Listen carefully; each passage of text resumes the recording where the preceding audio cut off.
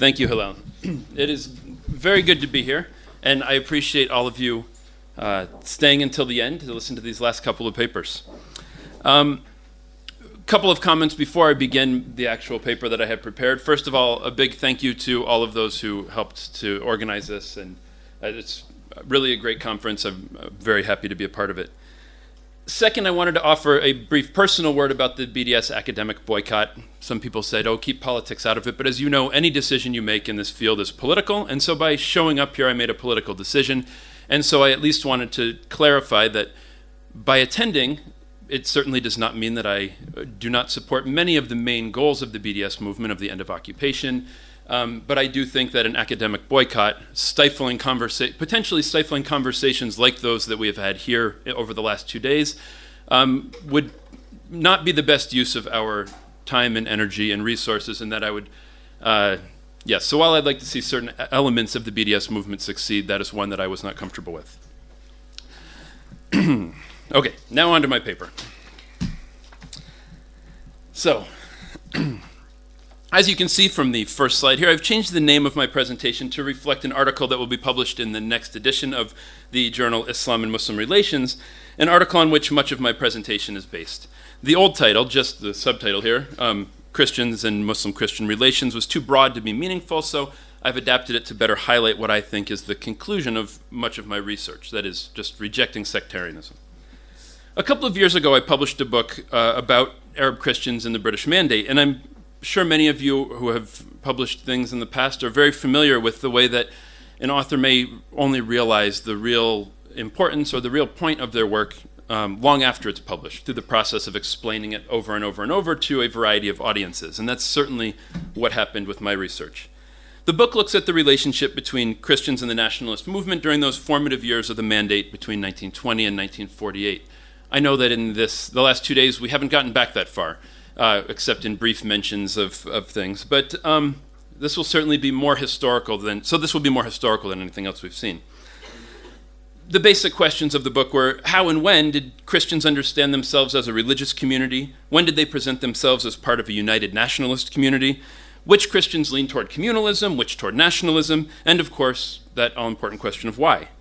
I know the last 100 years has not been an easy century for Palestine's Christians, but it's also true that the sectarianism that tore apart Lebanon during its civil war and has more recently emerged as a driving factor in Christians' lives in Iraq, Syria, and Egypt has not been nearly the problem for Palestinians. Of course, there's been intercommunal tension and even violence at times, but I believe it's quite a different issue than the politicization of religious identities witnessed elsewhere in the Arab world.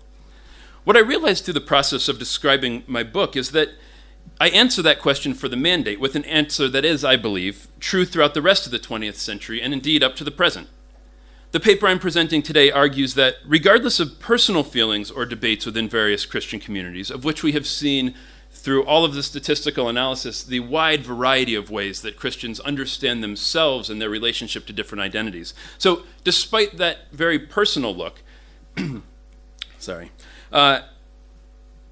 Palestinian Christians as a community have made a conscious decision over and over and over again to publicly privilege their national identity, even when other potentially better options were available. Potentially better. We'll get to that.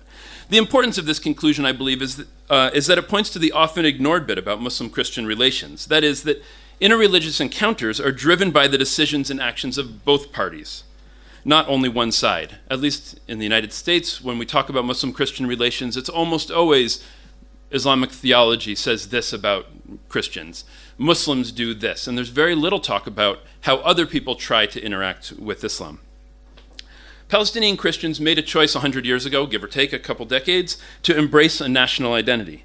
They've publicly perpetuated that decision ever since, a decision which has served to strengthen Muslim-Christian relations among Arabs in Mandate Palestine, within Israel, and in the Palestinian territories, at least in the public sphere. And I would add, as an aside, I wrote this, I started working on this paper quite a while ago. Things may have changed in the last 2 years and may change in the coming decade, we will see. This is sort of up until the most recent worldwide Islamist trend.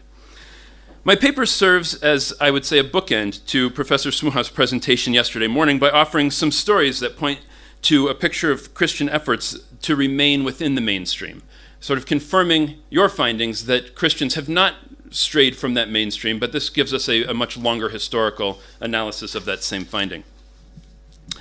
When I describe this finding, I'm almost always doubted. Why then, I'm asked, have so many Christians fled the Palestinian territories? It's clearly because of Muslim-Christian tensions, some argue.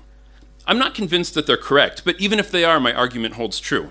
I'm speaking very specifically about the public voice of the Palestinian Christian community, a distinction that I think is very important here.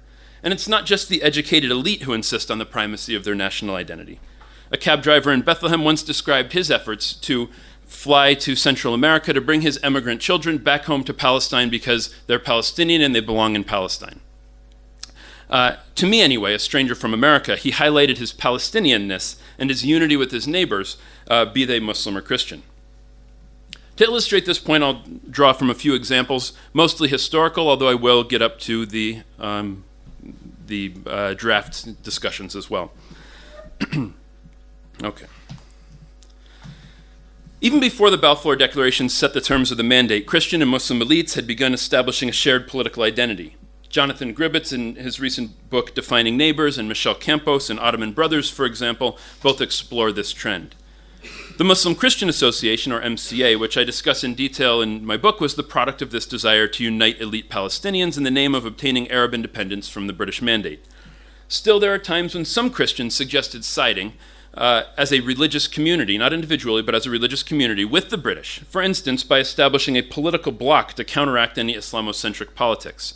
But that minority voice was drowned out by the louder nationalist cries of most Arab Christians. For those of you familiar with this period of history, you may recognize Khalil Sakakini down here, who was one of the most notable members of the MCA, mostly because he left us this wonderful diary that is now edited and published in Arabic, and many parts of it have been translated and written about extensively. So I hate to say he's the most important, but as you know, history is often based on what sources you have, so he has become certainly the most important voice from that Muslim-Christian Association period. Okay, so I think that this is mostly telling, though, when there are real moments of division as opposed to when there is a general sense of unity. So a serious division between Muslims and Christians among Christians, a serious division between Muslims and Christians and among Christians themselves erupted in October 1930 when Jamil al-Bahri, a prominent Melkite Christian who was editor of a Haifa newspaper and active in the local YMCA, was killed during a conflict with Muslims over ownership of a local cemetery. The situation nearly became a trigger for wider Muslim-Christian violence. The British government noted that, quote, relations between Muslim and Christian Arabs were temporarily estranged as a result of a dispute over the ownership of a cemetery at Haifa, ending in a fracas in which a Christian sustained fatal injuries. But the initial analysis offered little more assessment of the situation. I think it was sort of a short-sighted and ideologically based analysis, because mandate officials believed that Muslims and Christians were trying to hide religious tensions beneath the cloak of nationalism. It's a phrase that's often used. They failed to note the even more interesting conflict that arose between Melkite and Orthodox Christians over how to interpret that moment of intercommunal violence. The New York Times, of all sources, noted a facet of the incident that I did not find in the mandate government's documents. Melkites immediately sought to build a pan-Christian coalition following al-Bahri's death. Together with local Latins, the leadership organized a meeting at the home of Melkite Archbishop Gregorius Hajar to solidify a Christian stance against Muslims. Here we have Hajar. Here is a newspaper article describing the death of al-Bahri. Together with local Latins, the Society of Christian Youth in Haifa, a theoretically multi-denominational group but with clear ties to the Melkites also, wrote a strongly worded letter to the mandatory government complaining that the Arab leadership was not taking the situation seriously. Despite the waning influence of the Muslim-Christian Association, Christian leaders had remained nearly unanimous in their support for Arab nationalism as the basis for resistance against the Zionists and the British. However, despite this broad Christian adherence to a nationalist cause and relatively good relations between Muslims and Christians in Palestine, the sectarian Society of Christian Youth suggested that the British could serve the Christians' interests as a minority better than the Arab Higher Committee. That's the sort of nationalist leadership. In a rejection of the Arab Higher Committee, the Society of Christian Youth declared its desire, quote, to have their rights protected by the mandatory power to whom they swear allegiance. You can see some of these shadows of this in more contemporary times as Christians have maybe suggested that the state can protect them from interreligious violence. The Arab Higher Committee quickly sent representatives to calm the situation in Haifa and rebuild respect for the nationalist leadership, but it was Orthodox Christians who were the most infuriated. Quote, Christian Arabs don't support any group of Christians who try to view the Haifa event as a purely sectarian occurrence, declared Isa al-Bandek, editor of Bethlehem's South of Shab newspaper, because the Muslim Arabs do not support any group of Muslims that's trying to injure the cause of Arab nationalism.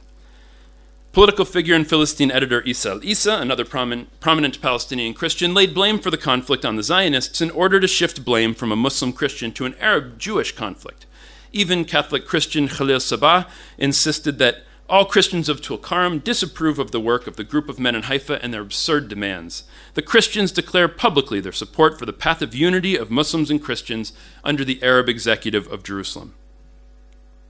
Whether because of the Arab Higher Committee's intervention or the Melkites' inability to garner Christian support, Muslim-Christian relations did not spiral into violence. The international press reported that in Jaffa, a Catholic Arab attacked a Muslim newspaper editor, and a fistfight broke out in a cafe, leaving 2 Christians beaten by the time police arrived. But the violence ended there. The Arab Orthodox community had much stronger ties to the nationalist movement and used those connections to immediately and unquestionably stifle calls for communal division.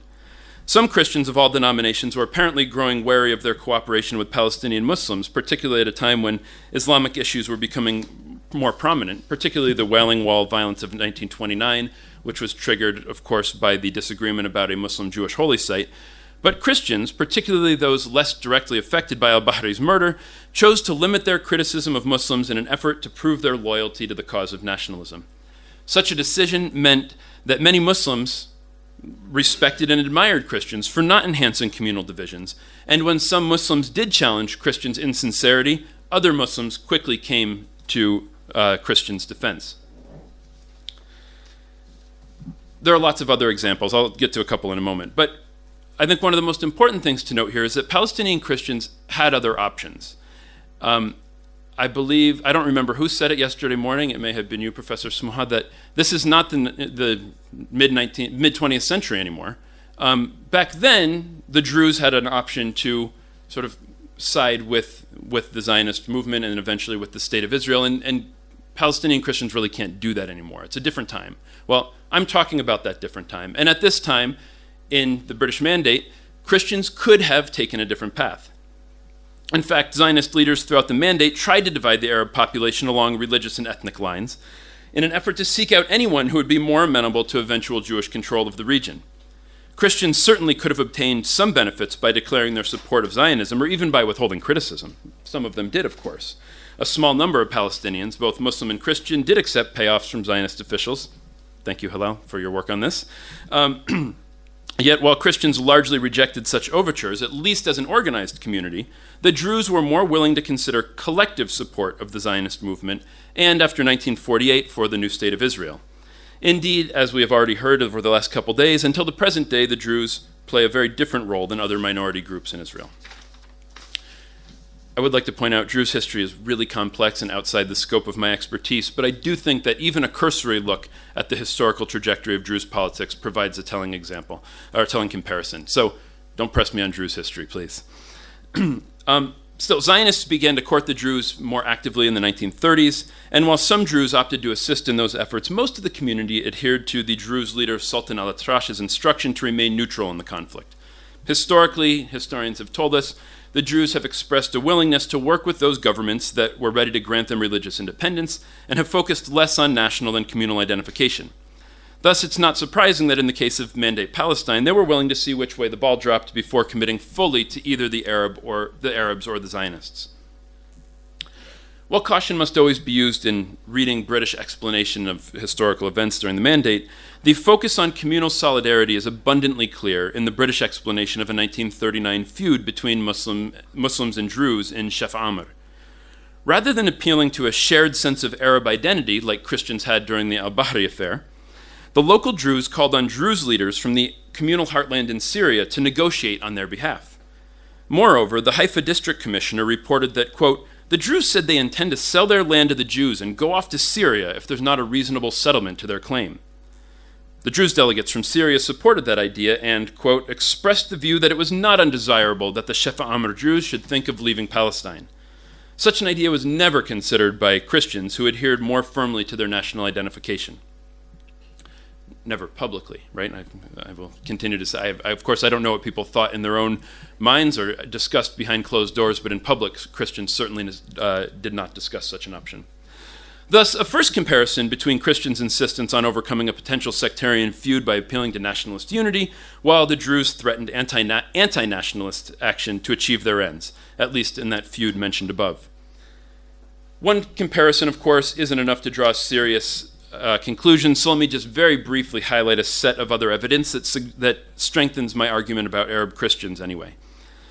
In my book, I explain that Christians were fairly well represented in the 1936-39 revolt, protesting British rule in a variety of ways, including militias such as the Jeish Beit Jala. This is sort of a double story, because the only way I was able to gain permission to use this picture was to have the owner of the picture, who lives in Bethlehem, read the introduction to the book and to confirm that I was presenting Palestinian Christians as good nationalists, right? So it serves both as the militia to protect Beit Jala during the 1948 war, this is during the 1948 war, but also her more modern take on the same thing. Also in the 1940s, I should have had these backwards, I suppose. Also in the 1940s, the Arab Orthodox community established a number of branches of Arab Orthodox clubs and an umbrella union of Arab Orthodox clubs. At one point, they decided what logo to put on their club letterhead, and these were the suggestions.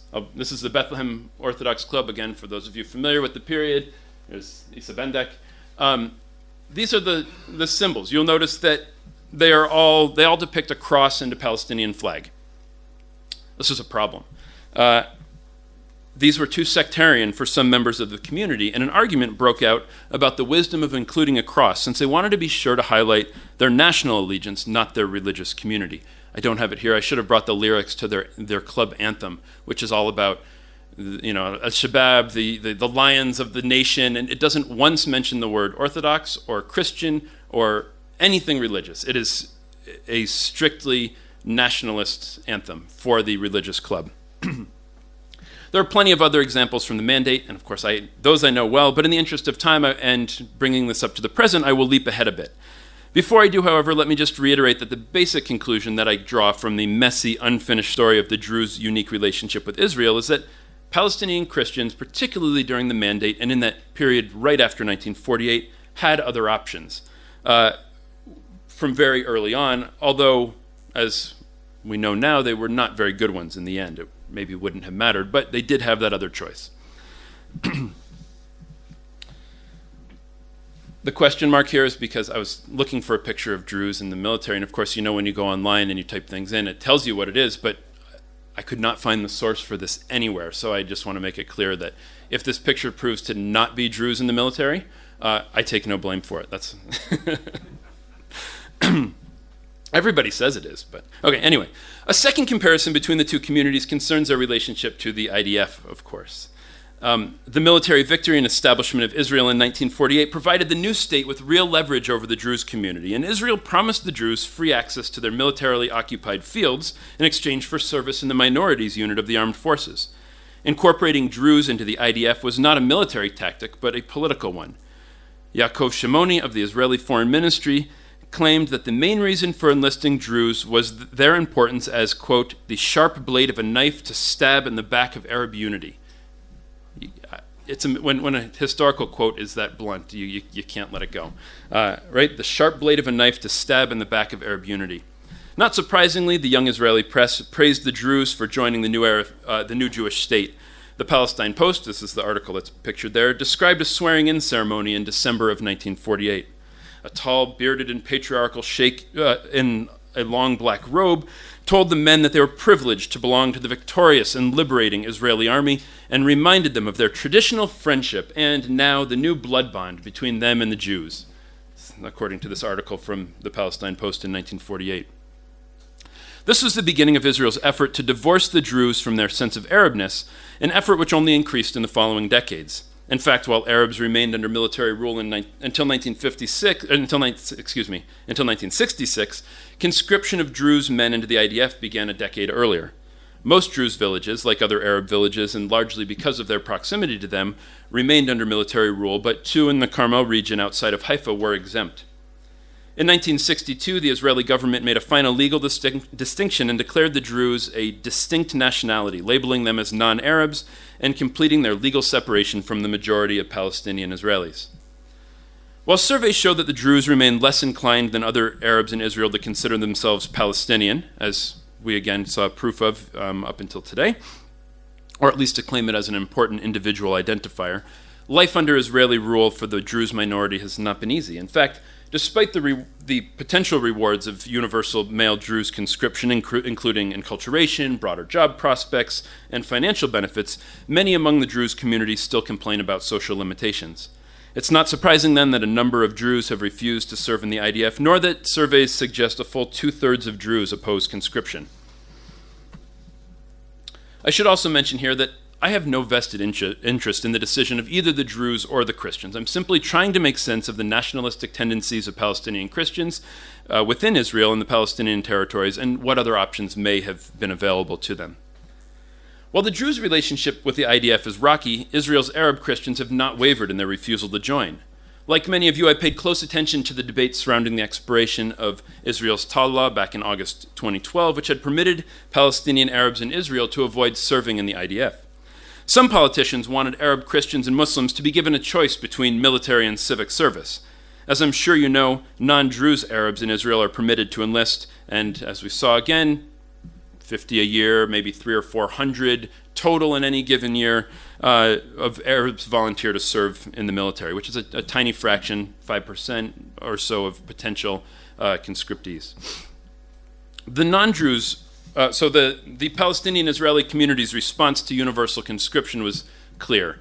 As you pointed out, the protests have been ongoing. Ahmed Khalifa of the Arab Institute for Human Rights spoke for most Palestinian Israelis when he declared, and please remember that quote from the Foreign Affairs about bringing the Druze in back in the early part of the state. Ahmed Khalifa says, "The Israeli military wants to make us serve not because they need us, but because they want to control the Arab state of mind and divide us."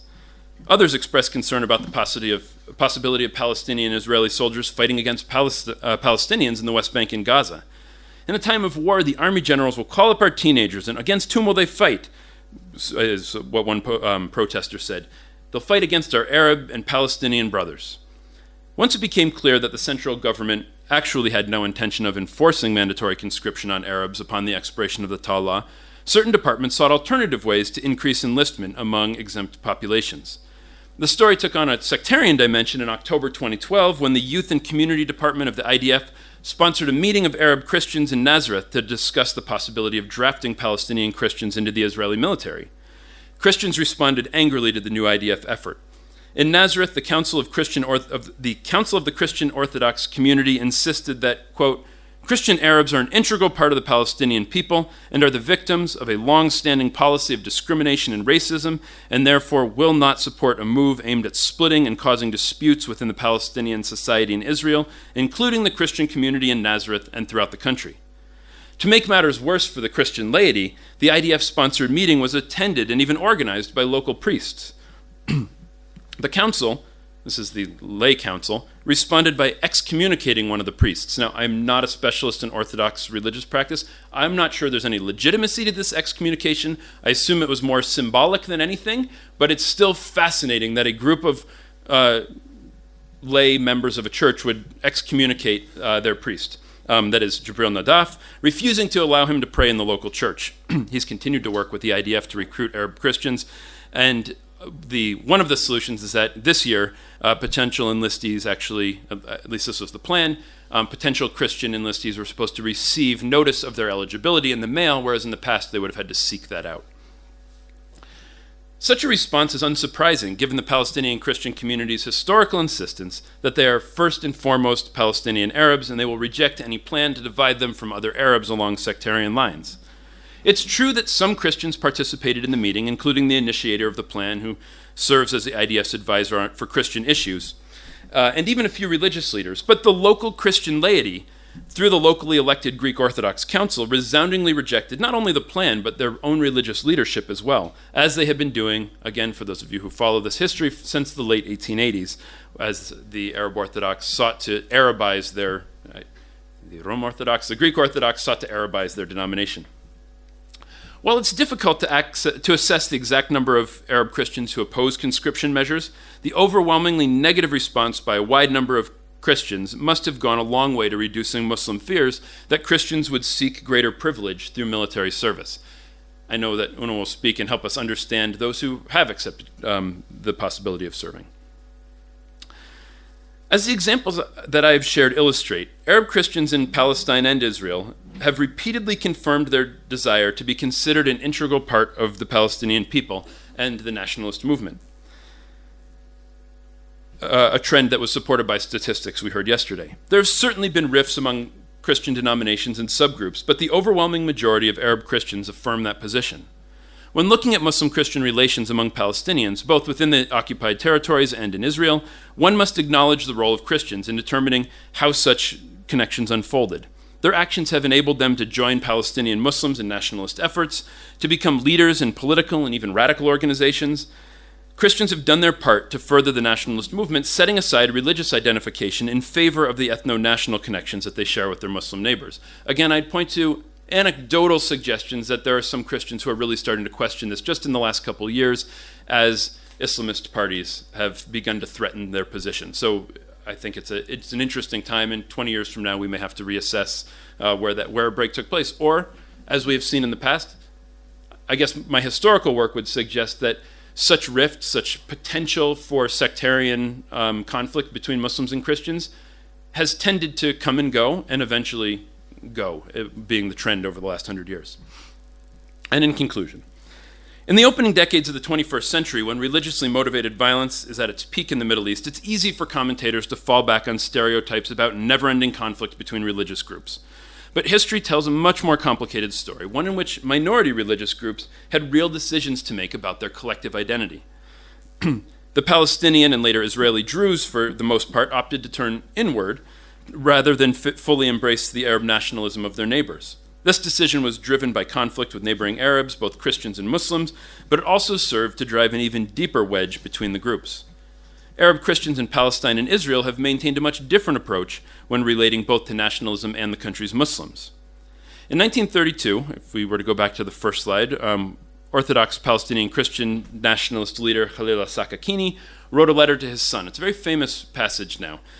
He said, "If I enjoy any position in this land, if the people love me and respect me, it's because they think that I am nearer to Islam than to Christianity, because I'm wealthy in the Arabic language, because they fancy that I'm a conservative and will not depart from Oriental customs under any circumstances." Scholars usually quote this very famous Sakakini passage to highlight his discomfort as a nationalist Palestinian Christian. That may have been true for him, and it may also have been true for other Christians throughout Palestinian history.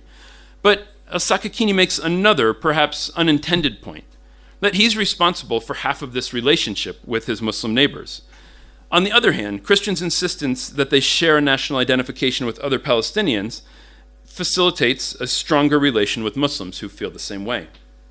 I don't want to downplay the tensions that sometimes exist between Palestinian religious communities. There's an ebb and a flow to such relationships. At times, it's a personal decision. At other times, it's forced, in this case, potentially by Muslims, again, something that has come up over the last couple days. But I do want to reiterate my argument that such tension has not, for the most part, risen to the level of what I would call sectarianism. Palestinian Christians have resoundingly and consistently rejected sectarian politics for the past 100 years, and it would be, I was going to say it would be my expectation, but I'm a historian and I don't predict the future. So we'll leave it there. That's how Palestinians have reacted so far to sectarian politics, and it will be interesting to see where they go from here.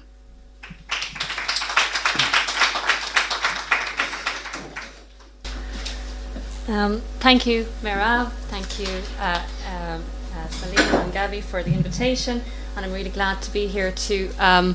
Yes, better.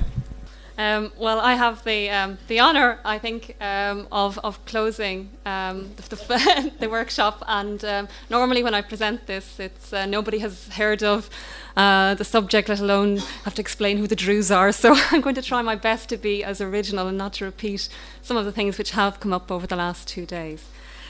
So what my focus for today is going to look at intercommunal violence between Palestinian Christians and Druze, and specifically the role which I believe military service plays in that violence. A link which I argue has been overlooked or downplayed in the literature.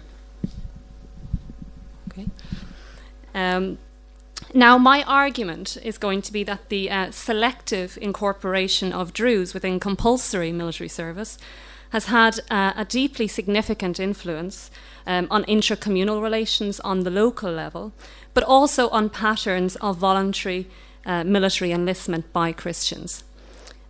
So the explanation which I often heard in my interviews of they go to get a gun, it's that sort of claim which I want to contextualize in terms of local dynamics, looking specifically at village conflicts in the Galilee region. So just a little bit of context. I know some people have mentioned various aspects, but just to put it into context. With the exception of Druze, the Palestinians have been exempt from compulsory military service. Military service has, however, been open both to Muslims and Christians on a voluntary basis, subject to a number of conditions which have eased over the years. They were quite restrictive in the beginning. So getting a letter of reference, normally from somebody who was already in the army. So all these kind of conditions which made it very difficult even to do voluntary military service.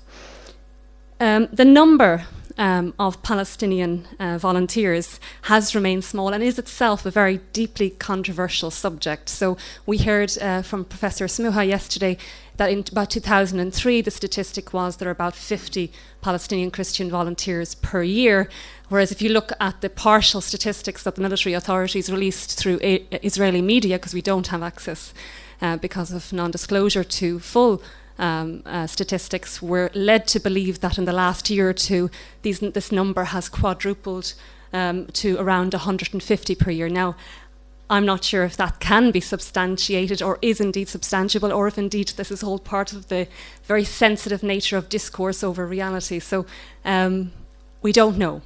So I don't want to lend too much emphasis to numbers. I think that's less important than thinking about the phenomenon itself. So there have, to put it in historical perspective, been efforts since the 1950s by the authorities to extend the draft or include Palestinian Christians within military service. And these have had limited or very limited impact or success due, as I argue in my book, I'm not going to spend too much time looking at it, on the very diverse nature of the Palestinian communities, on their multiple religious hierarchies, which make it very difficult to co-opt a single group, as it has been the case, for example, with the Druze. So the reason I've come back to this research, which is a little bit old for me, I'm working on something else now, has been the fact that it's returned into the public debate. Now, to put that public debate, which we've heard about over the last 2 days, into a broader perspective of the phasing out or the possibility of phasing out entirely military service exemptions, which I don't think will happen, the focus has generally been on the ultra-Orthodox. What is often hidden, of course, is the impact and significance of this on the Palestinians in Israel. Now, the focus has often been on red lines here in our conversation over the last 2 days. Red lines in terms of the Palestinians themselves, about the possibility of including Christians on a compulsory basis. But also I want to suggest that there are red lines here for the state as well. And what I'm going to argue, or what I argue in more detail elsewhere, is that the possibility of actually arming what's considered, as Professor Smuha said yesterday, to be a hostile minority, particularly the Muslim majority part of the minority, but also the Christians who are considered to be Palestinian and not as prone to Israelization, is also one of the reasons which makes me argue that it's very unlikely that the exemption will be cancelled for the minority. So putting it into the context of We have here, of course, Nadaf, and the controversy surrounding that of the Forum for the Enlistment of the Christian Community, a government-sponsored initiative in collaboration with some Greek Orthodox priests. I believe they're Greek Orthodox. Of course, they could be multi-denominational. I'm not sure about that, actually. And in inviting a number of youths to come to a workshop in Nazareth to discuss.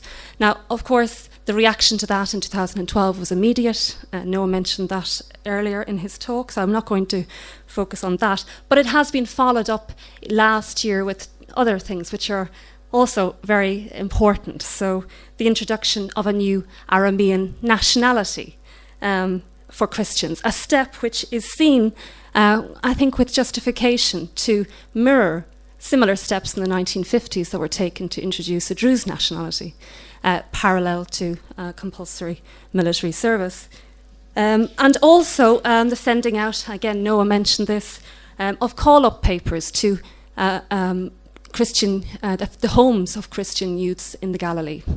Now, all of these, despite the small numbers, and we are talking about small numbers, have served to fan the flames of intracommunal tensions and suspicions about the other, about those who serve, those who are likely to serve, those who are amenable to serving on a local level. And they have ignited old nationalist tropes which continue to predominate of traitors on the one hand versus good Arabs. And of course, Hilal's work on deconstructing this notion of collaboration, I think, is a really useful read to try and get a grip on that kind of trope in the literature.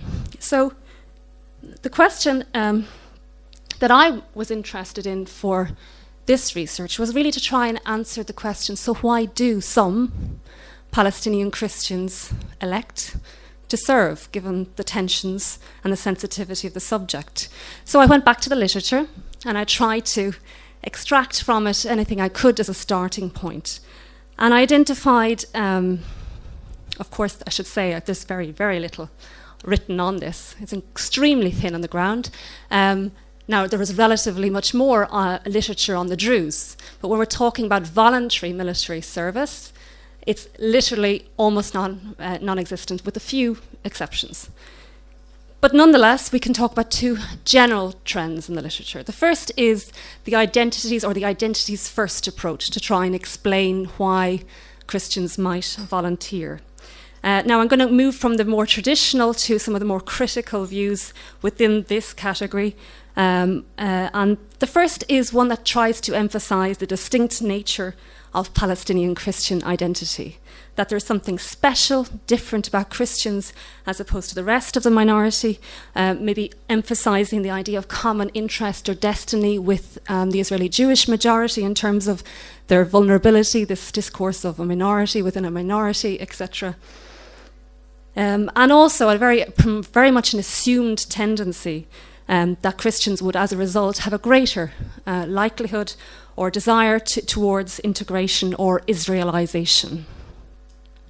Now, of course, there have been increasingly some very interesting critical studies on multiple identities under stress, particularly of ethnic minorities living on the margins of deeply divided societies. And these are some really great reading here. I'll just mention a few. Amalia Sar in Haifa University. I believe she's still in Haifa. Okay. And she worked on the Christians. She did one actually paper, which is still a great paper, on the Christian community in Haifa. And she talks about actually the multiple and often contradictory identities of individual Palestinians who can, on the one hand, emphasize their Christian identity, on the other hand, emphasize national identities. And this started to pave the way for kind of how can we actually lay any store upon claims of a certain identity category. And I know we've been looking at identities a lot in this workshop, but this is one of the reasons why I found it a problematic explanatory. Also, in terms of particularly the linkage with military service is the work of Rhoda Ann Kanana. Haven't heard anyone mention her over the last 2 days. Really important book and a couple of articles. The book is called Surrounded, and her work tries to unsettle, as she describes it, simple assumptions of volunteers as reducible to either opportunists or dupes. Now, she focuses a lot on the question of gender and masculinities, and it's there where I kind of depart from her. I think it's very interesting research. I just think she overemphasizes it as an explanatory. So she talks about patriarchal relations and the machoistic desire to get a gun. No doubt this is in part useful to explain things, but I also think it's not particularly satisfying to explain the particular context that I'm looking at. Now, the other major trend is that of looking at opportunities. Now, a number of people have addressed this over the last few days, and this is questions of gaps in socio-economic mobility, constraints, etc., and how people might use military service to get around them. And indeed, if I can find it, yeah. Indeed, there are a few areas where veteran status or the possession of a certificate of release is not beneficial, if not essential to social mobility and stability in Israel.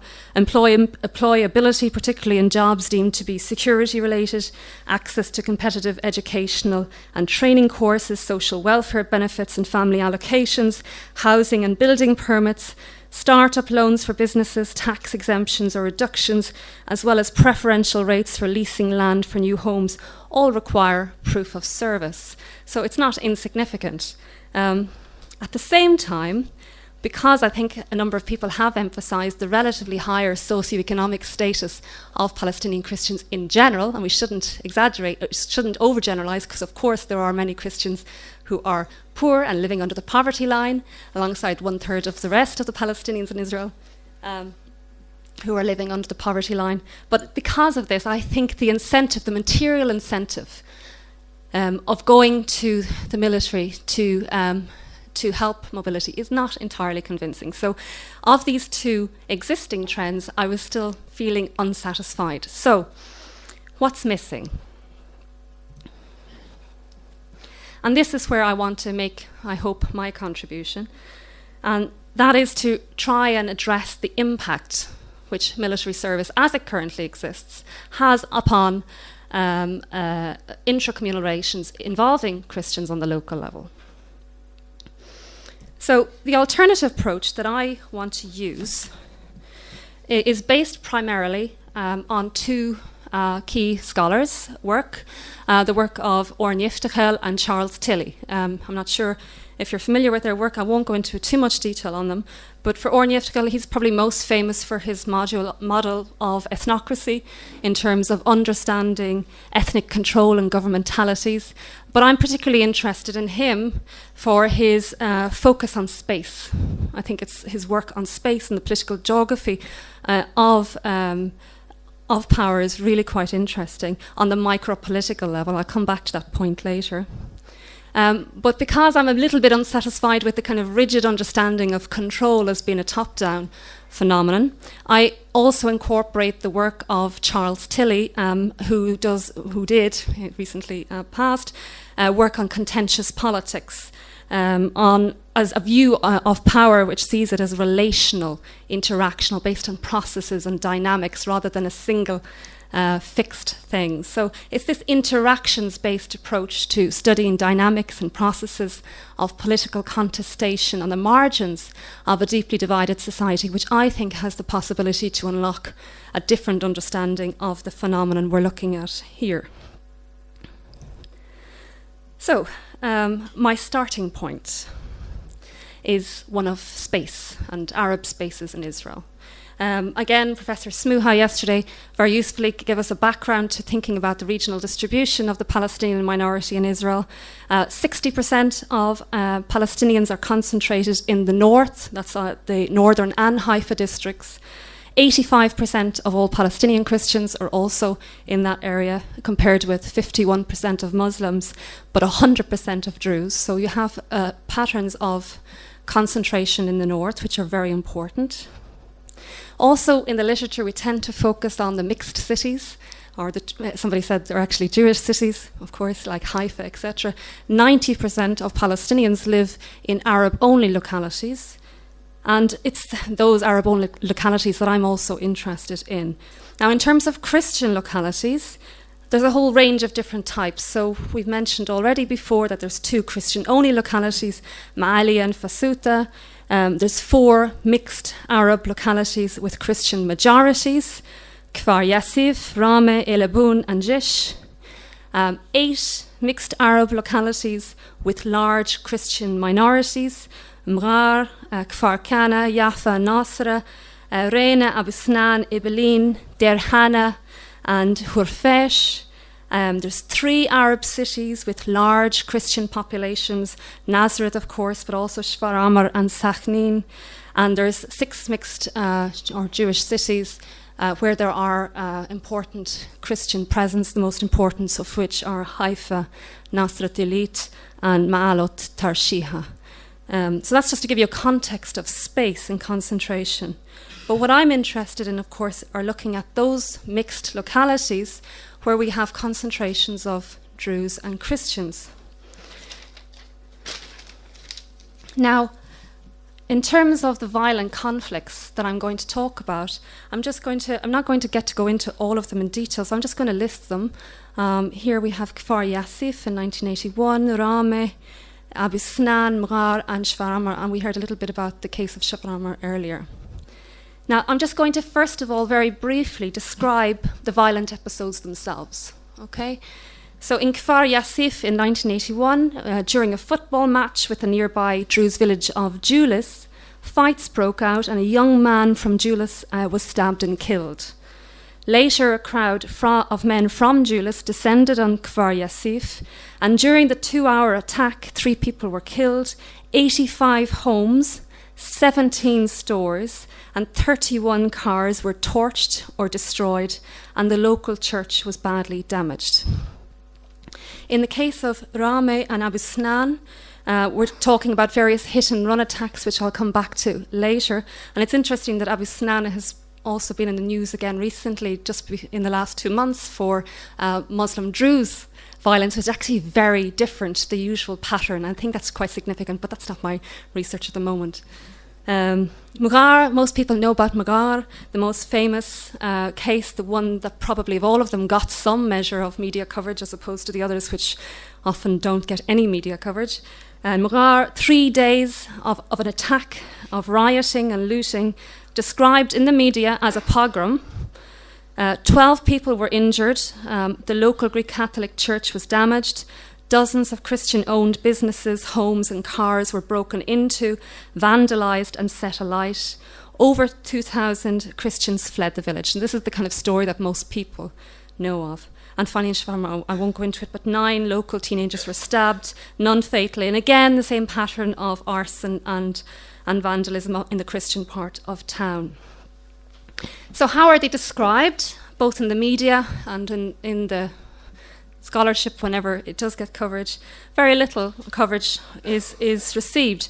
And they're described primarily in primordial, irrational terms, in sectarian terms really, as a clash of cultures, of religions, of something being quite historically given here in these relationships. Now, this is where I go back to thinking about Tilley's understanding of violence. And he talks about looking at the politics of collective violence. And he identifies 7 different types of interpersonal violence, from brawls to scattered attacks to all sorts of arranged, coordinated violence. And I think it's very useful to actually politicize this violence rather than simply dismiss it as criminal incidents, because there are clear patterns going on here in terms of these violent incidents. Let me give you an example of how these incidents are political and how they speak to the political contestation going on the intracommunal level in these villages by looking at Mghar. So officially, and the story that is often circulated to describe the violence, the rumour that sparked the riots is said to be that Christian youths had digitally manipulated and uploaded pornographic pictures of local Druze girls onto the internet. Now, this is almost, a hive of circulation about this. It kind of reinforces all these images of culturalist, primordialist, irrational sort of sentiments between groups. But the hidden history, what I'm arguing of the violence behind this, of course, is that there was a very heated battle for electoral competition going on in McGahern at the time between the existing Christian-dominated municipality and the Druze in the village. And this is where we get to questions of feelings of relative deprivation, particularly of the Druze, who feel that they have been robbed of status locally for their service done. So this idea of rights and duties, and how they feel that they've done the duty but aren't getting the rights and the privileges locally, whereas Christians are seen to have been gotten away without doing any of the duties and receiving all the economic positions and political power elites in the village. So I'm just going to read out a quote from one of the respondents who I spoke to. So we know, he said, the background of the elections for the local council. The Christians supported the chair, the mayor of the municipality. Because of the support of the Christians, they won the head of the municipality. And when the Druze saw the Christians do not serve in the army, they finish high school, go to university, return back with all the professional jobs, doctors, advocates, teachers. The Druze said, listen, we're going to the army, we're going to serve 3 years for nothing, only to be part of this country. The Christians within these 3 years will finish university, come and take the good jobs, have all the places of trade because they have the time and the ability to be more educated. And because they are the minority, and the Druze majority feel that they are not the same as us, they didn't serve in the army, they didn't pay nothing for the Israeli community, and they got all of their rights. This situation makes those that are less educated to be jealous of them. And when you see that he has the good life, he has the car, he has the house, he is educated and beautiful, this is what he said, that means I work very hard. I finished the army, the trade is not in my hands in my village, and I'm jealous of him. Those who are more or less educated, people come and ask them, look, what's going on there? And this brings the people to be very tough in their thoughts. Okay, I think that quote is really illustrative of this idea of relative deprivation and frustration, and how that connects to the violence that I'm describing. Now, if I have time, yes, okay. I want to link this then to maybe an area of my current research, which is talking about policing gaps in these Arab localities. And the first is to look at the uneven spatial and material configuration of power in these small villages. And this relates back, first of all, to the use of force, but also the asymmetry of arms between people in villages, and especially of Israeli army weapons in these villages. So I'll just mention 3 examples. In Kfar Yassif, for example, in the violent episode that I described, automatic machine guns, bombs, and military vehicles were used in the 2-hour attack. Okay. In Rameh, in the hit and run that I described before, anti-tank missiles were fired through the wall of the Greek Catholic Church. In Abu Snan, again, other hit and run attacks, bombs in 2003, and in 1995, on one day, in 2 different instances, fragmentation grenades were used. When I read this first, and I had to trawl through back issues of newspapers to get kind of any reference to it, I was just so shocked at how this wasn't the focus. There was no shock at actually the weapons being used. It was more the description of the sectarian violence. Nobody was, the journalists themselves weren't in shock or picking up on actually the source of the weapons. So that for me was the wow factor initially. But also it goes to questions of how policing is structured and arranged in these villages. And there's a couple of trends in these conflicts which I think go to tell us a lot about internal security arrangements as they relate to Arab spaces in Israel. The first is, of course, that often there is no police presence at all. And we're talking about the fact that often, with the exception of Nazareth, most Arab localities in Israel do not have their own police station. They rely upon neighbouring towns, mixed towns, etc., for police, and it takes some time to get there. So there isn't this issue of local provision, and this goes back to my question of red lines and delegating or devolving coercive power to Arab localities, which I believe is a red line for the state, but creates gaps of vulnerability for the residents of these localities. Now, no police presence is one potential issue, but others, for example, that the police often were seen to be unable to do anything to stop it. They were seen to have small handguns compared to automatic machine guns. It's not really a fair fight. So the idea of the police having the monopoly over coercive force in most democratic societies is thrown out the window when we talk about much more uneven balance of arms in conflict situations. A third perspective is that in some cases the police stood by and did nothing. And this goes back to the manpower issue of policing and how that relates to conscription. I don't have time to really go into it, but I mentioned to Mirav, we were chatting about it earlier, that you can do your military service in the border police, for example, and there's a concentration of Druze in the border police, and this creates proliferation, an uneven proliferation of arms in the hands of Druze, both commissioned and decommissioned, in villages outside of the control of the police. And that also, there are, of course, also the issue of Druze in the police force. Another perspective, the police were a party to the violence. A couple of examples that I came across, of how people reported and witnessed police actually getting physically involved in the attacks in uniform, in a couple of instances, not all instances, but in a few. And after the fact, the perspective that the police did not pursue those involved, even when they knew who they were.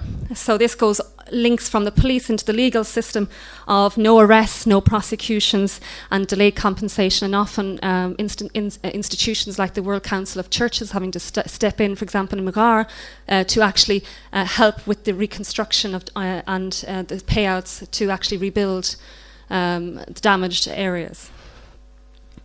So the role of military service reframed, if I can go on, and I'll kind of speed up a little bit.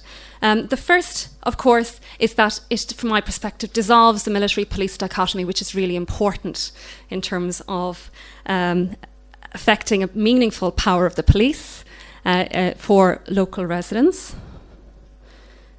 But also, because of the way it's arranged, the relative deprivation of Druze who feel they are doing their duty, and they are, just to follow on from what Noah said, or to extend it a little bit, they're also the poorest of the three groups in the Palestinian minority. So they're out and by far the poorest of the three groups when we compare them to both Christians and Muslims. So socioeconomically, they have not materially benefited at all from military service when you look at it in that perspective, in that material perspective. And finally, it creates and has created and continues to create an uneven proliferation of arms inside villages, in people's homes, etc. And all of these are traced back to military service. Now, what I'm arguing here is that this accentuates Christian vulnerability and insecurity and explains or provides or casts light on the hidden history of the argument they go to get a gun.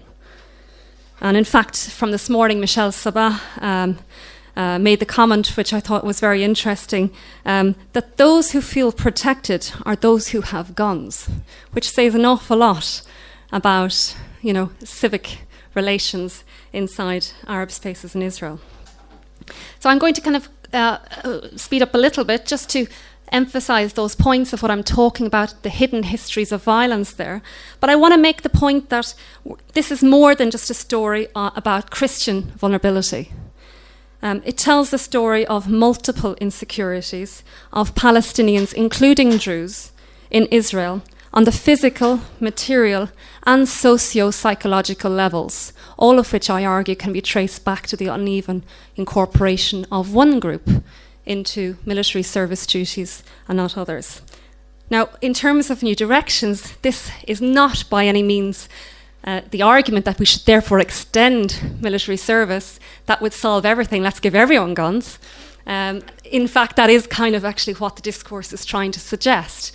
That would be a very bad thing and a very unnecessary thing. There are alternative trends happening at the moment in terms of trying to actually improve and create a more effective local policing system in Arab localities, and that also is facing issues for the manpower reasons I mentioned before.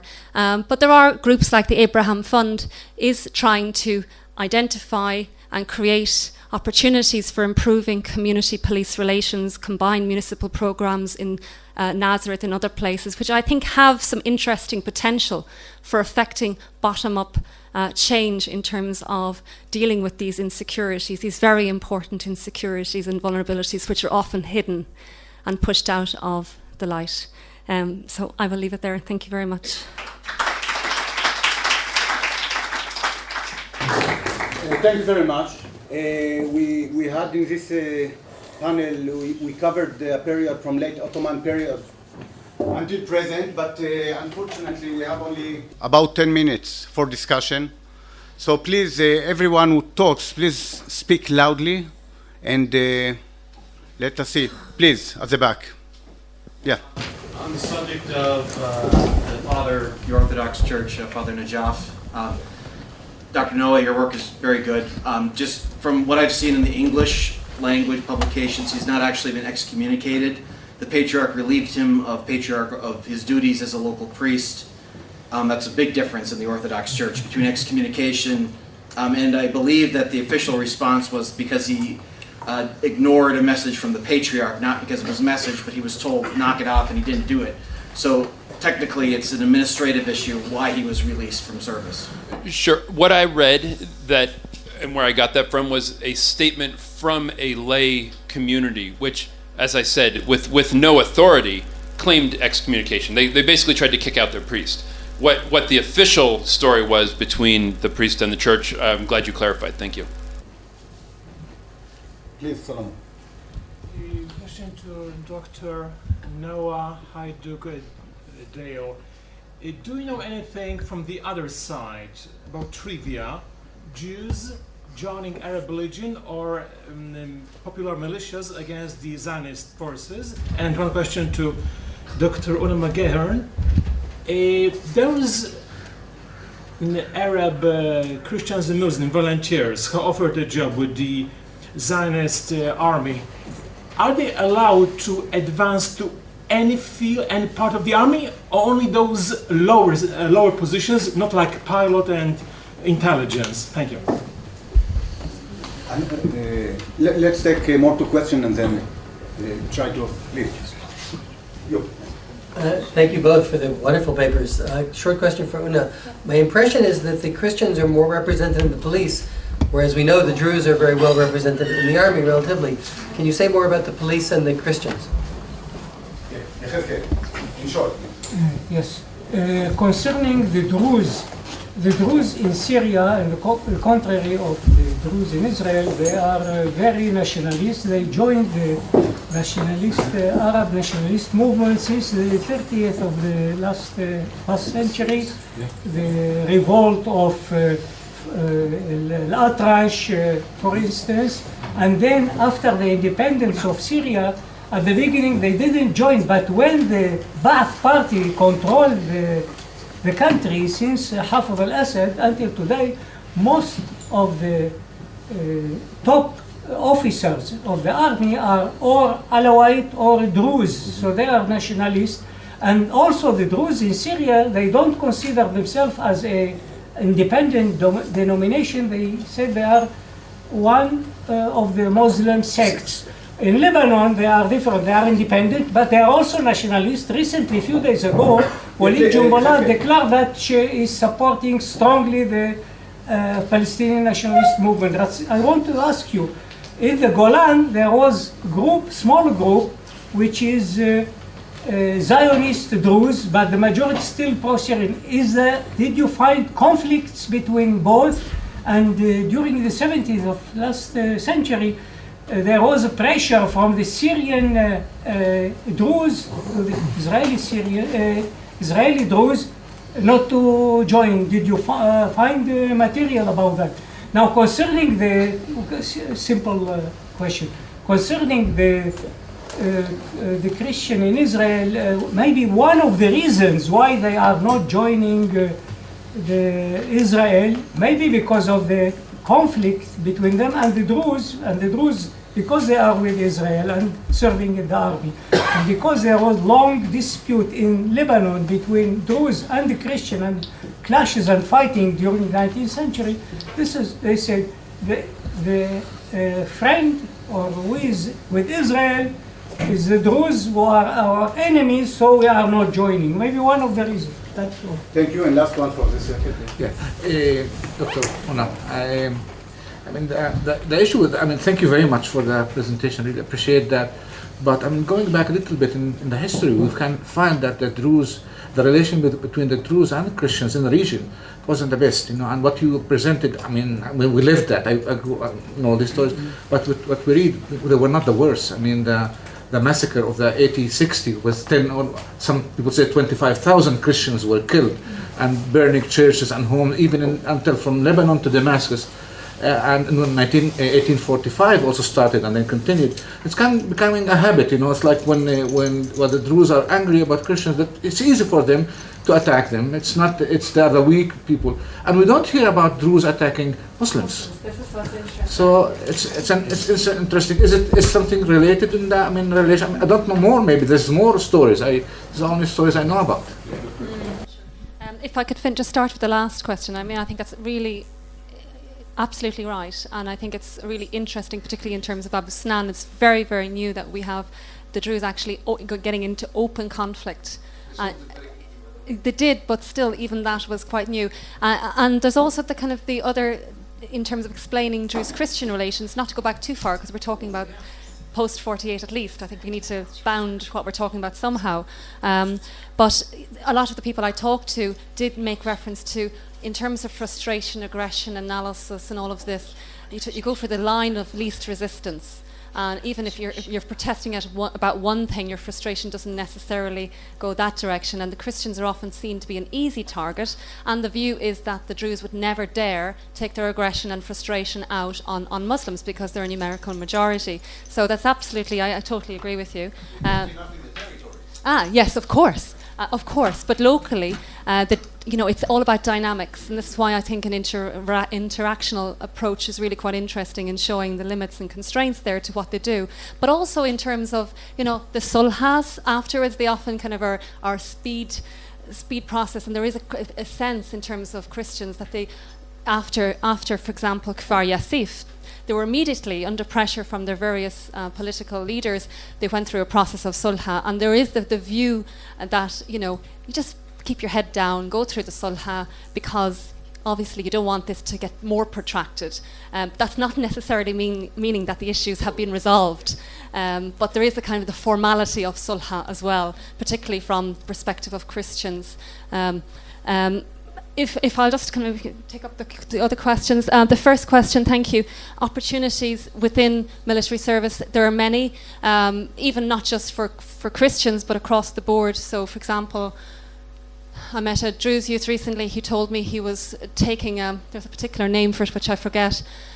He was going the officer route. In other words, instead of doing 3 years, he was going to get his education first, be trained up as an accountant, and then he was going to do 6 years. That was the commitment that you have to make to the state then. 6 years military service, but he saw it not as a bad thing. He saw it as almost like a work experience internship, because he said as an officer he'll go straight into an office. So he'll get to hone his skills as an accountant and have an extra advantage. So he saw it as a real, that he was working the system. He didn't see it, he said he didn't see it as dirtying his hands with the occupation. So there are all sorts of officer routes, and they can go into different units, and there is all these programs that they can also submit to. I don't think there's any units that are any more closed I think the Air Force has been recently opened as well, but the numbers are probably one, if anything. And finally, in terms of Christian representation in the police, it's a really important point. People kind of tend to exaggerate it. Again, this is the joy and this frustration with statistics, is that we're not often talking about absolute numbers. We're talking about proportions. So I think proportionally to their group and proportional to each other, it all tells a very complex how you tell a story. So my sense is that there's still more Druze soldiers than Christians, but there are relatively proportionally more Christians than their presence in the minority. So yes, the story is that Christians are overrepresented in the police relative to their own numbers, but not necessarily relative to other groups, if that kind of helps out. But absolute numbers, again, I do have some rough figures which I don't have to hand, but again, I wouldn't lay too much store on numbers either. I want to speak briefly to your question about Druze-Muslim violence, and as a historical example, the one I brought up from 1939, where the Druze threatened to sell their land to the Jews and move off to Syria, that was a Druze-Muslim conflict, and in the course of that conflict, there were some very prominent members of each community murdered. So this was not it was one of those that went back and forth every couple of years. I didn't go into a lot of depth, which leads me into my next question, or the next question, which is that in terms of looking at, for instance, differences between the Druze in the Golan and the Druze in Israel, I have not looked at that. I am acknowledging that I used this comparison very instrumentally to point out that Christians could have taken a different route. So I've been to the Golan also. I've seen the statue of Sultan Al-Atrash that was bombed by probably by the Israelis, and has and I have a sticker that says Syria my home that was given to me by a Druze nationalist. So I'm familiar with that. To me, it points to some verification of that assessment of Druze communities as being supportive of the government that's going to give them freedom of religion. In Israel, that proved to be the Israeli government, however well or poorly that's turned out for them. In Syria, the fact that they were nationalist and sided with the Assad regime, and as far as I know have maintained that support, there are nationalists who would say that that's not nationalist anymore. That's being part of the dictatorship, right? So but they think that will continue to provide them with the best opportunity to have communal independence. So I think that simply supports it. As for this idea that the Druze-Christian conflict prevented Christians from from taking the same path as Druze, I think that's highly unlikely, mostly because, I think that it's more likely that the presence of an other, in this case the Zionist other, during the Mandate, was what pushed the Christians and Muslims into the same camp together. They had even prior to the Mandate, the elites in the urban areas tended to be very closely connected, Christians and Muslims both, whereas the Druze tended to be very rural and had no connections to those elite centers where nationalism was first developed. So they weren't in Jerusalem and in Jaffa, and so they had retained their communal sort of identification, and therefore didn't tap into those early nationalist ideas. So I think it has more to do with the presence of the Zionist other as opposed to a Druze-Christian conflict. The first question I didn't quite understand, so if you could repeat it, maybe. It's a stereotype. Jews didn't have any claims to UNRWA because they didn't leave. They were part of the new Zionist establishment. Only refugees are Arabs. I think about the Jews who went over the boundary and say, no, we are Palestinians, we don't want anything to do with Zionism. You know of any Jewish cases, people who joined the Glad Pasha or Palestinian militias? Something interesting for the research. I don't. What I am familiar with was efforts by nationalists to court what we may call Arab, Palestinian Arab Jews during the Mandate, especially early in the Mandate. Isa al-Bandak was very clear. He was writing editorials in South al-Shab saying, we are one with our Arab Muslim brothers and one with our Arab Jewish brothers, and we are all Arab together, and we need Arab independence. That was about as short-lived as the idea that the Christians would support the idea of a Jewish state. It disappeared very, very quickly. Not to say that there weren't some Jews who supported that idea, but it also became pretty clear that the budding nationalist movement didn't make a lot of distinction between Jews who were Zionist and Jews who weren't. Thank you. Let's take another round. Professor Smoha, please. No, I followed your talk, but you promised to tell us why the Christians during the mandatory period or now, they did not break away, from the Muslim mainstream. I didn't give you the why. I didn't get the why. Now, about your talk, I got lost really following your talk. I really didn't understand your talk. I'll explain you why I didn't. Are you explaining a phenomenon or a non-phenomenon? The fact that the Christians, they don't serve in the army. They are exempted and they are not volunteering. So this is a non-phenomenon in the sense that there is no volunteering to the army. That's not true. There are, as you yourself said, 50 this is marginal. per year. No, per it year. says 150 for 3 years, because they serve 3 years. So at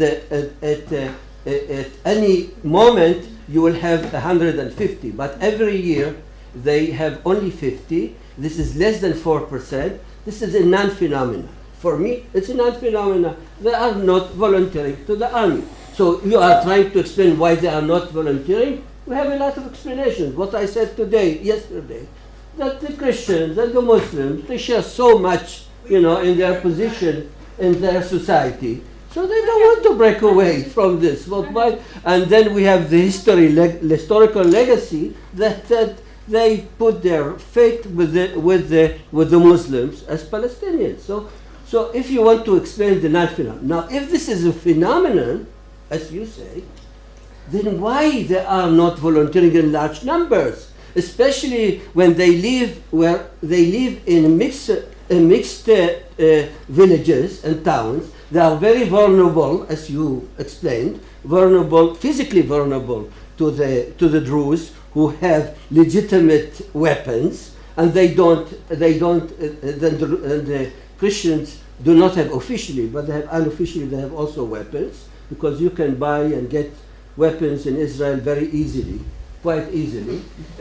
So what you are explaining, I don't understand. You have to decide what you are explaining. You're explaining that they don't volunteer, or you explain that they volunteer. Now, if they volunteer, you have to show. I never said that they weren't volunteering, so that's not what I said, but I'll answer the other question when I get a chance. Now, if they volunteer, as Dr. you say, Smoha, can I repeat? you have to show they are more volunteer for more vulnerable places, but you don't have figures on that. Okay, so the questions are, for me, why? Why did Christians do this? That's the question. And the question for Una is this a phenomenon or not a phenomenon? And so she's saying it's a phenomenon, so she is going to explain why it is a phenomenon and why there are Christians. Okay. Okay, let's say, before we discuss it, any other questions? No, so just information. Yeah, please. The part about Druze deprivation, land holding rights, building rights, aren't there special privileges granted to Druze? I know when I drive around Druze villages and see very large homes on sizable lots, it doesn't look like deprivation. I just want one comment of mine, just for your information, Una, because you spoke about pilots. Last year there were 2 F-16 Druze pilots in the Israeli Air Force, and I think there were more not in the F-16. So yeah, and there was this Seyeret Matkal, the Matkal Commando unit. His name was Tamir, who died, but in accident. And there are more now also. So this was your question, I think, Solomon. So they are everywhere now in the army, in the most special units, in the most elite units, and so on and so forth. Now, the phenomena or not phenomena, I think there is also a difference between sociologists and ethnographers. And yeah, it's true that if you look at the statistics, it's not phenomena. But if you go to the villages and you talk to people, this is phenomena. So it's everywhere. Everybody talks about it. So you can say, yeah, but it's nothing. Why do you talk about it? Yeah, it's very important now. Now you can ask why it's so important if it's only 50 people a year. But this is one point. The other point is, that I want to add is that if you go to a village like Me'alia, which is 100% Christian, there are people there who went to the army. So the explanation of Druze Christian competition is not, like any explanation is not one explanation that can explain everything. So it's more complicated. I just jump to my mind the explanation of what might be called the significant other, in the sense of who is your significant other? As a Christian, if your significant other is a Muslim, you will not go to the army. If, for many reasons, the Jews or the Israeli establishment becomes your significant other, there will be more tendency to join the Israeli army. Now, what are the processes that led people to feel? Because it's about emotions, not about only, of course, decisions that are made rationally. So here we can have another path of explanation. Would you like to continue on since that's... Sure. So I think you answered the defense of the kind of sociology versus ethnography.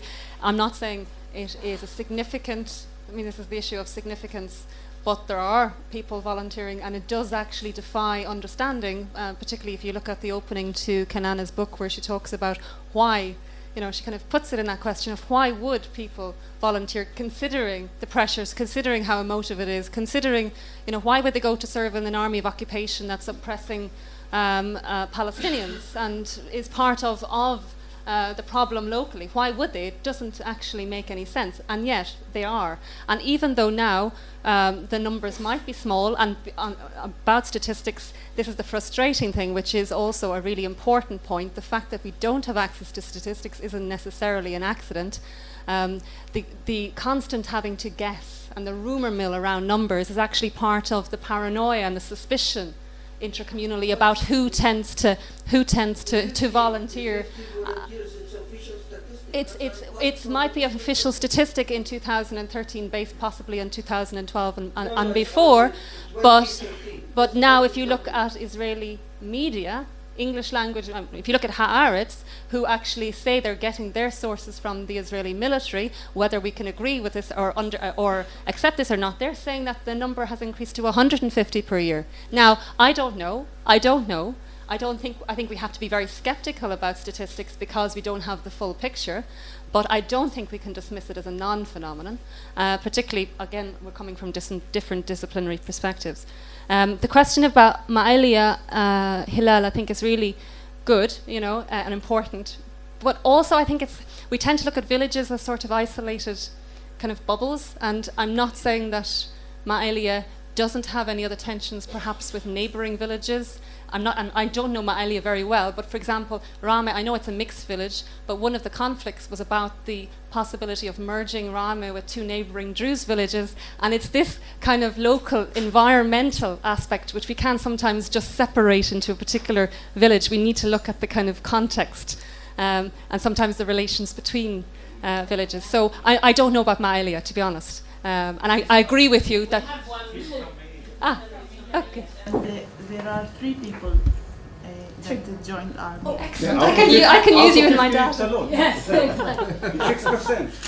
8%. We don't join army more than any other village. Yeah, I don't say it's more than other villages. No, but not less, despite the fact that there's no Druze community. Okay. But also we have to ask, in this context, how do we refer to the border police? Do we count them or we do not count them? Yes. And if you add the people in Me'alia that went to border police, it's another, statistic. I don't know why I happened to be arrested by people from Me'alia, but it happened. By the way, the fighting among the Israeli Arabs is not only about joining the army; it's even for the civil service too. Mm-hmm. So, and if you want to count these people. And they might be counted in some. The numbers are much bigger. Yes, but I think civil service is a little bit different. There's a whole subject about mobility, particularly of women, that civil service are using. I don't think we can necessarily impute that to mean a particular national thing, but it's a different subject. Also against the military service, it's also against the civil service. It's the same for them. Can I add a word? Yeah, I'm just going to finish the other question about the Druze deprivation. I don't know who, the land licenses. Of course, that is actually part of the material things, but we still need to reconcile that with other official statistics which still have Druze levels of poverty, even if they have houses, at the lowest levels of all groups. So, they have a house, but they're not doing as better off as other communities. But of course, having a house is a big issue if you look at Nazareth and how congested it is. Statistic that says 1/3 of the Jewish families in Israel live below the poverty. Yes, and it's higher in the Palestinian. But yeah. 1/3 of it? No. 16% of 16%. the Jews and 55% of the Arabs. No. I would add to that the Druze then are particularly frustrated because they were promised better by being a part of the state. So I think that that adds to the even if the numbers, even if they weren't the poorest, they should be better off because they've done their service, which I think was part of your argument. Sammy, let me correct it. 1/3 of the children. That's right. Oh, yeah. You see what I mean about statistics? No, but including Arabs. It's not. The other thing that I wanted to add about the Druze conversation was that if you go on the IDF website and you type in something about Arabs or Druze, you can find all sorts of propaganda about this person from Nazareth who joined the military and look what wonderful things they've done and all the opportunities they have and how proud they are of serving in the military. And you can find things about those who have joined the civil service. There is an intense campaign to make it sound like a really, really viable option, which has fascinated me as I've looked into this just a little bit. Again, it's not my area of research exactly, so that's been quite fascinating. I should probably answer the question of why. I certainly didn't answer it well enough. That was a very good question. I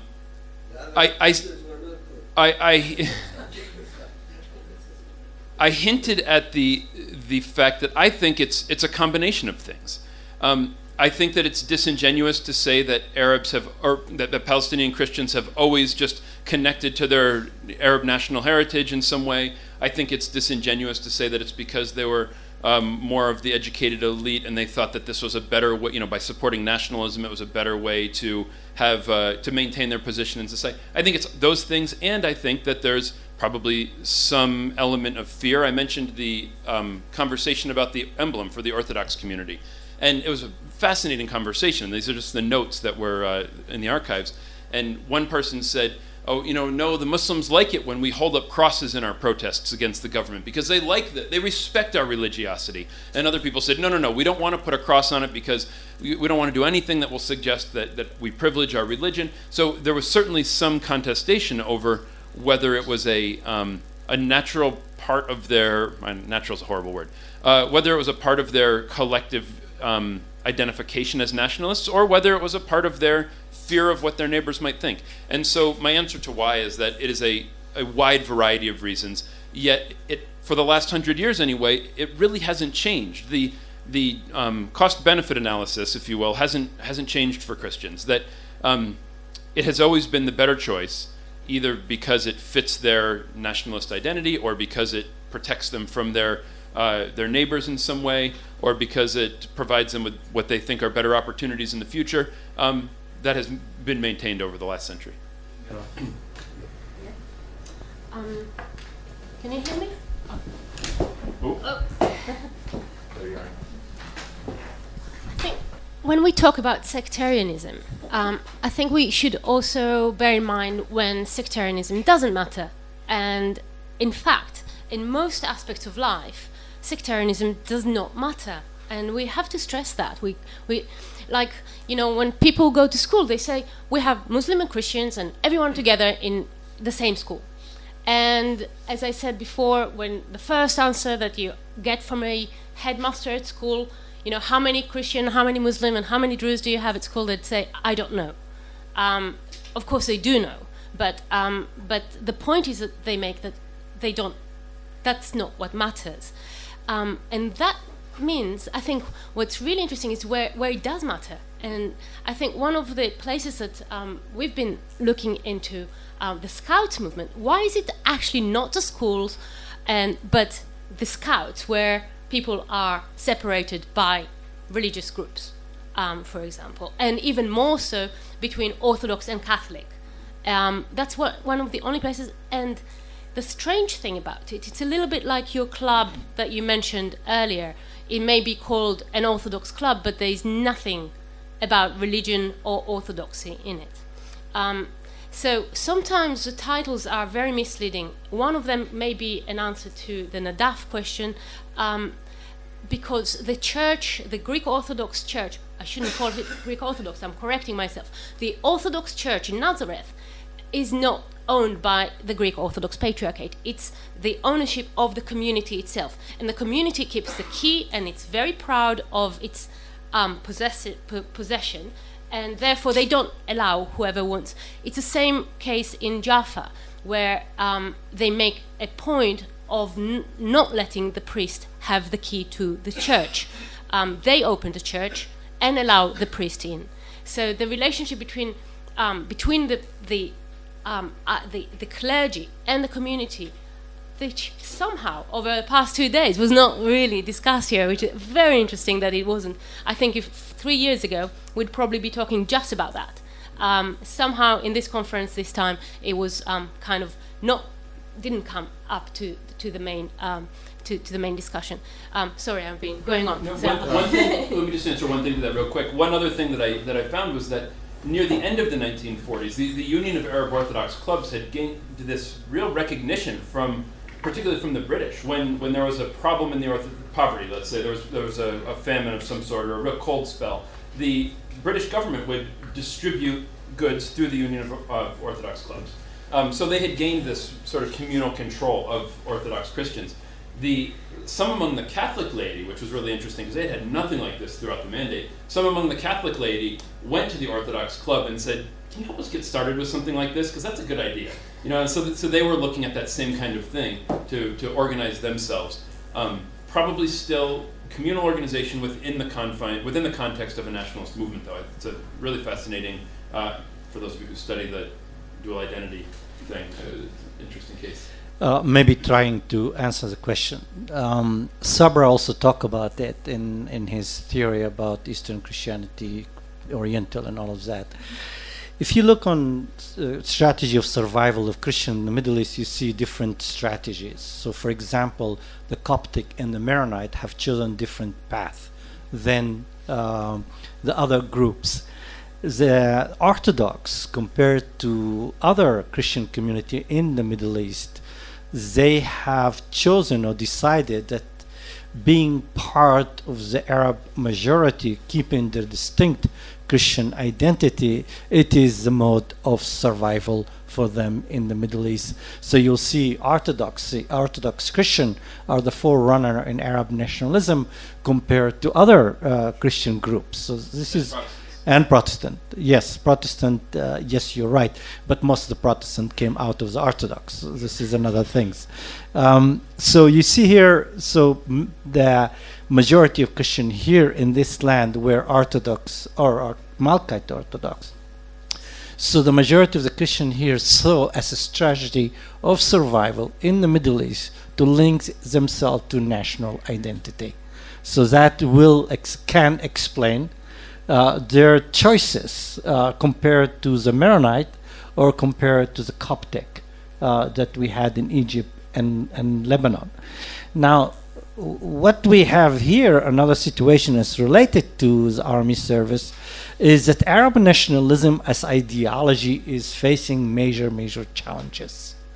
And so Arab nationalism is not giving anymore the answer or the cohesiveness between the community or identity for Muslims and Christians to come together. The rise of national religious identity in Islamic parties have caused major crisis.